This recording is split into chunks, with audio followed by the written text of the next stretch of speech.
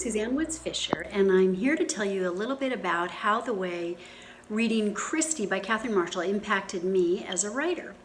But I have to first take you back, way back, to a story that I grew up with, and it's about my grandfather.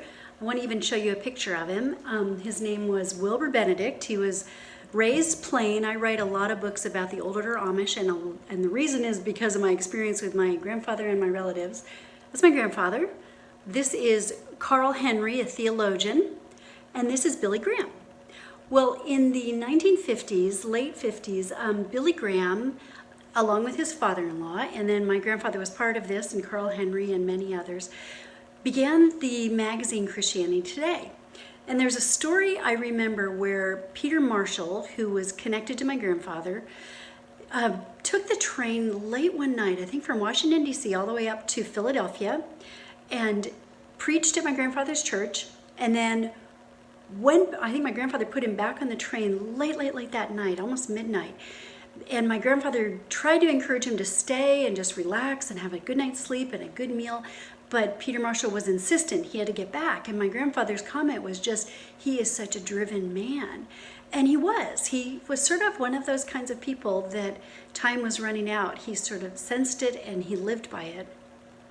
Well, the reason that was interesting is because I think Catherine Marshall was such a person who balanced her husband out so well, and she sounds like the exact opposite of him in every way.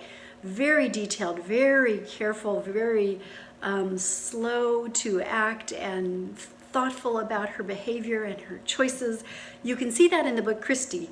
Christy is just such a amazingly attentive to details, so many little things, even the print is so tiny, but it's just such a beautiful story about her mother, taken mostly from her mother's life, and she brought to life such a beautiful, beautiful piece of literature that I think probably changed Christian fiction ever more because it legitimized it. It became something that people could really strive for and open the door.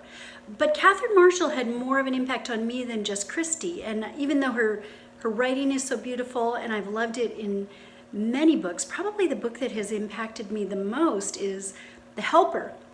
It's a book she wrote about the Holy Spirit.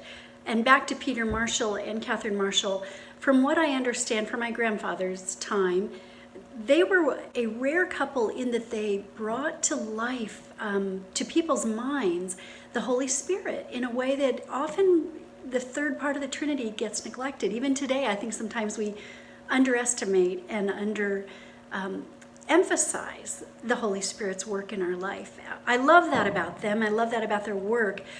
That alone has probably brought more depth to my faith in understanding than I can even explain or describe. It's just funny how some authors, some works just settle deep in your soul and they bring you closer to God. I think that's what Catherine Marshall did with Christy and with her other nonfiction books as well, and even Julie, and the one that she died before she finished. But she's really quite a person, a woman of great influence.